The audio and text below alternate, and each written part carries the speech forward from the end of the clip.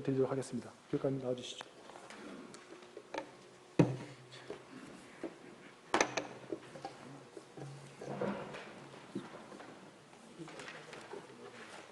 네, 교육감 김지철입니다.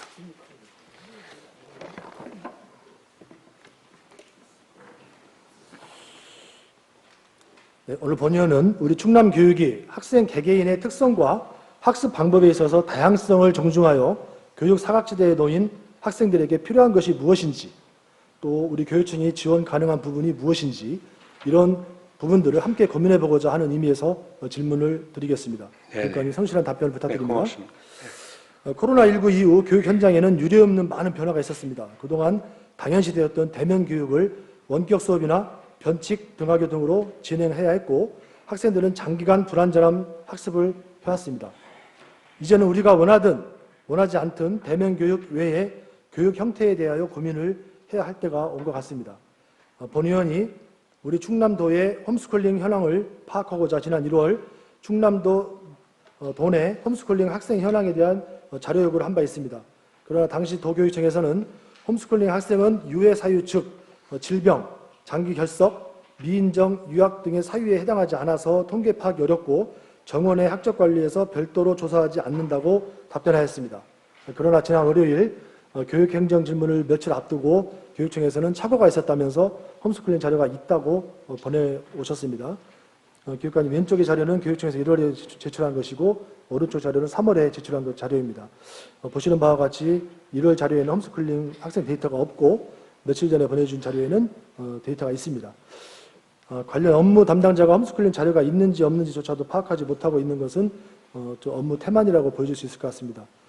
또한 2021년 전체 학생 수 현황과 미인정 결석 학생 수가 1월과 3월에 제출한 내용이 좀 상이합니다. 충남교육청의 이런 업무 처리를 학부모님이 어떻게 신뢰를 하시겠습니까? 왜 이런 상황이 발생했는지, 그리고 향후 이런 일이 다시 없도록 하기 위한 방안에 대해 깊은 고민을 해주시기 바랍니다. 교육청에 홈스쿨링 학생 자료가 있고 또 관리가 되고 있다는 부분에 대해서는 그래도 다행이라고 생각을 합니다. 본 의원이 홈스쿨링에 대한 타 시도의 현황도 살펴보았습니다. 화면의 자료 서식은 대전시와 인천시 교육청의 미인정 결석 학생 관리 카드입니다. 사유 작성란에는 예시로 홈스쿨링도 포함이 되어 있었으며 집중관리 카드 월별 관리 내용 서식에는 홈스쿨링 학생과 통화 내용을 기록하도록 예시로 제시를 하였습니다.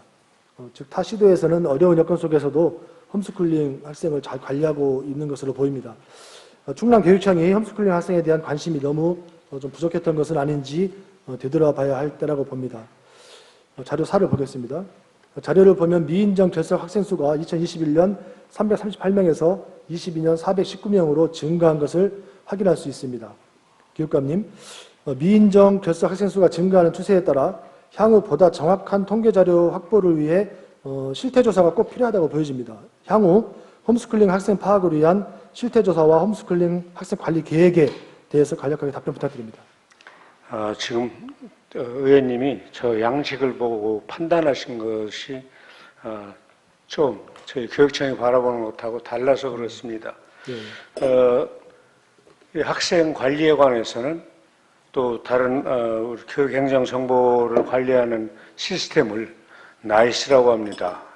교육행정정보시스템 NEIS, 독일어식으로 발음을 한 건데, 아무튼 이 매월 학교에서는 월 1회 이 NICE상의 정상적인 결석으로 인정할 수 없는 미인정 결석 학생을 반드시 보고하게 되어 있습니다. 그리고 아까 숫자가 차이가 난다 그러는데 미인정 결석 학생 올리는 데는 홈스쿨링이 들어 있습니다. 그러나 또 교육부에 보고되는 정원의 학생에는 홈스쿨링이 안 들어있는 거예요. 이게 차이가 있는 양식인 것을 마치 이건 일부러 뺀 거라고 혹시 오해하신 것은 아닌가 싶어서 그 점을 분명하게 말씀드리고, 대전교육청이 조사한 저 양식이 충남교육청하고 다르지 않습니다. 왜 그러냐면 미인정 결석 학생 조사할 땐 부적응 학생은 부모한테 물어볼 수 없는 거니까요. 해외 출국, 홈스쿨링, 대안교육 관련, 기타 이렇게 조사하게 돼 있고, 이거는 학교에서만 학교에 컴퓨터를 통해서 인터넷을 통해서 교육행정정보 시스템에 입력을 매달 하는 것이다라는 말씀을 드리고, 그리고 미인정 결석 일수가 전체 수업 일수의 3분의 1 이상이 넘어서게 되면은 학교에 의무교육관리위원회에서 심의를 하게 되어 있습니다. 그래서 이 학생은 정상적으로 학년 올라갈 수가 없습니다. 그래서 미뤄둬야 되겠습니다. 이게 유예 아닙니까? 유예 처리를 하게 돼서 나이스상의 정원의 관리 대상자가 되는데, 정원의 관리 대상자 이 양식을 교육청이 만들었거나 이런 게 아니고요. 둘 다 교육부가 만든 양식인데 여기에는 홈스쿨링이 없어서 일부러 뺀 게 아니다. 교육감님, 그러니까 그 전체적으로 뭐 그거는 인천과 대전에서 좋은 선례가 아니라 다 똑같이 하고 있다는 취지고요. 의원님이 말씀하신 그 학생 개개인에 대한 교육의 다양성 보장은 저 개인적으로는 대단히 중시하는 겁니다. 알겠습니다. 저도 개인적으로 집안에 저희 아이가 학교 생활에 적응을 못했기 때문에 홈스쿨링에 관심을 갖고 바라보던 평교사 시절이 있었습니다. 그래서 이것저것 자료를 뒤져봤지만 민간인들이 작성한 자료나 사례들은 있어도 우리 국가에서는 이 홈스쿨링을 정식으로 법적으로 전혀 인정하고 있지 않습니다. 그래서 지원을 할 수가 없었다라고 하는 점이고, 17개 시도교육청 전부 지원하는 데도 없고, 의원님께서 자료도 요구하시고 질문하신다고 그래서 교육부에 질문을 했습니다. 지원할 수 없다고 하는 답이 돌아왔고, 그리고 자문 변호사들을 통해서 또 법적으로 확인을 해봤습니다. 저희도 이제 고민은 되는데 당연히 의원님 말씀대로 가는 것이 순리다라고 생각을 하는데, 현재 현행 법령상은 지금까지는 어렵다라고 하는 말씀을 드립니다. 알겠습니다. 하여튼 아까 제가 말씀드렸던 인천과 대전에는 그것만의 그 특수한 사례가 아니라 전국적으로 그렇게 관리가 되고 있다, 그렇게 이해하면 될 것 같고요. 다만 일선 학교에서는 이제 전체적으로 취합이 되는데, 처음에 제가 이렇게 여쭸을 때 이제 그 교육청에서는 그거를 없다라고 말씀하셨던 분이 있었기 때문에 그런 행정에 대한 학교에서만 작성하고 교육부로 이렇게 올라가기 때문에 저희가 그거를 별도로 관리를 안 한다 이 말씀. 관리를 뭐 의무적으로 해라 와라 이런 개념이 아니라 그 관리를 했어야 되는 거 아니냐. 왜냐하면 존재하는 거기 때문에 관리를 했어야 되는 거 아니냐, 아쉬움을 말씀드리는 거고, 처음에는 없다겠다가 지금 이제 두 번째는 이제 뭐 착오가 있다 해가지고 다시 받았기 때문에 말씀을 드리는 거고요. 지역에서 또는 학교에서 지역 그런 기반에서 취지는 교육감님 이렇게 충분히 존재하는 학생들이기 때문에 통계를 꼭 잡아야 되는 것이 있고 그렇지 않은 것이 있는데 그 중에 하나라고 이해하시면 되겠습니다. 존재하는 학생들이기 때문에 교육청에서도 많은 관심을 가져달라. 네, 알겠습니다. 이렇게 당부의 말씀으로 이해해 주시고요. 더 교육청의 좀 적극적인 모습을 좀 기대하겠습니다. 그다음에 지난 2월 13일 날 홈스쿨링을 진행하고 있는 학부모님들과 저희 복지환경위원회 의원님들, 그리고 도청, 교육청 담당자분들과 간담회를 의회에서 가졌습니다. 그날 간담회에서 학부모님들은 가정에서 육아와 교육, 학습 비용, 식비까지 오롯이 부담해야 하는 어려움을 호소하셨습니다. 학부모님들의 요청사항은 학교에서 홈스쿨링 학생을 정원 외로 관리하지만 학교에 학적을 두고 있으니 가능하다면 급식비 부분만이라도 지원을 좀 해달라는 것이었습니다.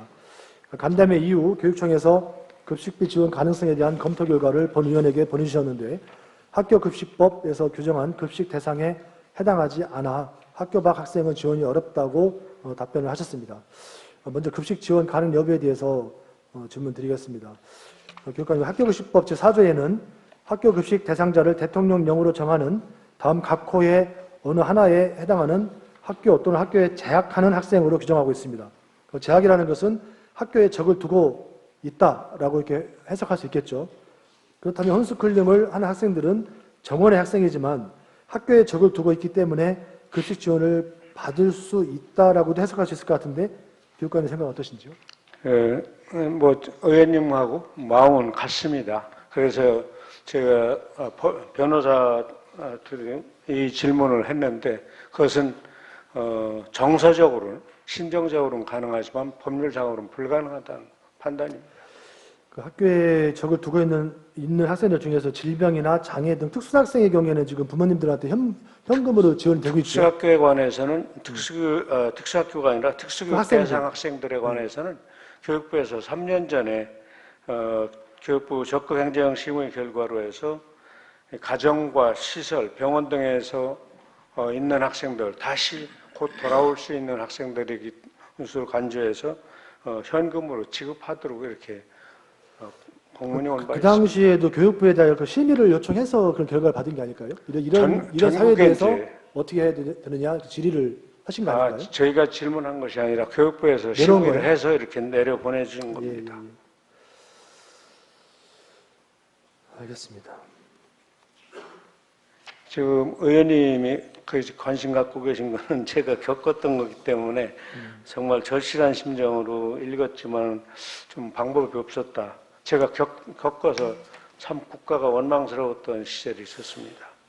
저는 그 교육부에 우리가 대상을 올렸는데 거기서 홈스쿨링 학생이 빠져 있는 줄 알았더니 그건 아니고 교육부에서 정해서 내려보낸 거다 이렇게 이해가 되는 거죠. 네. 미국과 영국, 선진국에서는 홈스쿨링을 정규 학교의 한 형태로 인정하고 있습니다. 미국에서는 홈스쿨러들이 혼자 하기 어려운 음악, 미술, 체육과 같은 수업은 공교육에서 함께 듣기도 합니다. 홈스쿨링 학생들이 인근의 학교와 지역사회의 자원을 충분히 활용할 수 있는 것입니다. 프랑스에서도 홈스쿨링을 결정했다면 무상 원격 교육을 지원하기도 하고 홈스쿨링 신고 후 아이의 학습 결과물을 관찰, 평가하고 필기시험 및 구두시험을 통해 아이의 학습을 평가하기도 합니다. 교육관님, 우리 1991년도에 청주시 행정정보 공개 조례가 있었어요. 그리고 거기서 행정정보 공개라는 새로운 정책을 생산한 것도 있지만 지방에서의 작은 변화가 중앙을 바꾼, 전국을 바꾼 아주 좋은 사례로서 저희 지방의원으로서도 상당히 큰 자부심이 있는 그런 사안입니다. 그 외에도 자치단체의 우수한 사례들이 전국으로 확대되기도 합니다. 우리 교육청에서도 홈스쿨링 학생을 지원할 근거가 없어서 못하고 있는 것에 대해서는 10분 이해를 하지만 적극적인 행정을 통해서 지원 가능한 어떤 방안을 모색해 주시고 검토하신다면 그런 방안이 나오지 않을 수 있을까 이런 부탁의 말씀을 좀 드리겠습니다. 네, 하여튼 교육감 협의회에서 이 부분은 타시도 교육감님들도 공감을 하시리라고 생각하고 우리 충남교육청에서 좀 제안을 해보겠습니다. 이 공문 보내갖고 바뀌지 않습니다. 네, 적극적으로 10년째인데 교육감 협의회에서 결정하고 정부에 요청한 것이 받아들이는 게 3건밖에 없습니다. 네, 시도교육감 협의회 등을 통해서 좀 논의해 주시고 우리 교육관님께서 적극적으로 좀 앞장서 주시기를 좀 부탁을 드리겠습니다. 네, 알겠습니다. 네, 자리로 돌아가셔겠습니다. 네.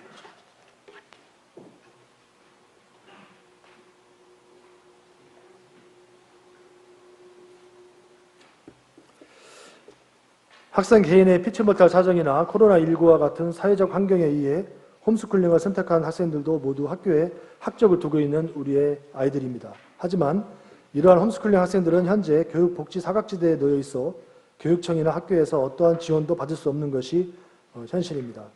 충청남도 교육청에서는 이러한 홈스쿨링 학생들에 대한 학습 방법을 존중하여 급식비 지원 등 홈스쿨링 학생들이 지원받을 수 있는 부분을 적극적으로 검토해 주시기를 바랍니다.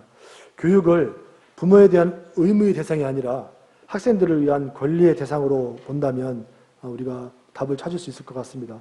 충남에 사는 단 한 명의 학생도 소외되지 않는 모든 학생들의 학습권을 보장할 수 있는 충남 교육을 이끌어 주시기를 당부드립니다.